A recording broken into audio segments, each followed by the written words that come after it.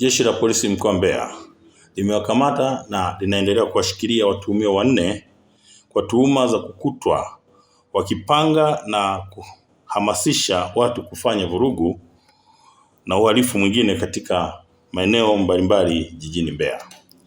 Wanaoshikiliwa ni pamoja na Noah Mwarwange, huyu ni mwenyekiti wa Chaso mkoa wa Mbeya, Gwamaka Mboka ambaye ni katibu wa Chaso mkoa wa Mbeya, Agustino Wasinyo, huyu ni mwenyekiti wa tawi la KUOM, na Rogers Mpwani ambaye ni mwanachuo KUOM.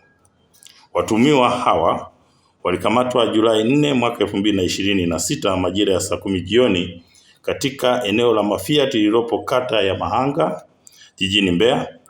Kwa hiyo ushahidi unakamilishwa ili hatua nyingine za kisheria zifuatwe dhidi yao.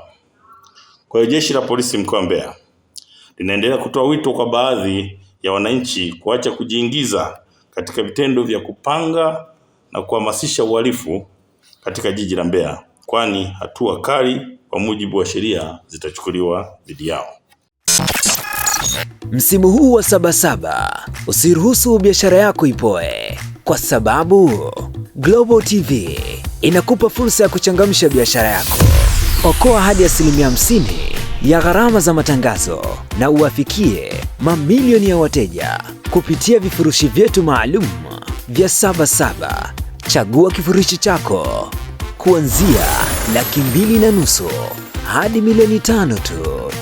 Matangazo ya mitandao ya kijamii, Reels, radio na YouTube pre-rolls, vyote vipo kwa ajili yako. Ofa hii ni kwa msimu huu wa Sabasaba tu. Wahi sasa. Wasiliana nasi kupitia namba zinazoonekana kwenye skrini yako. Global TV, tunakuza biashara yako.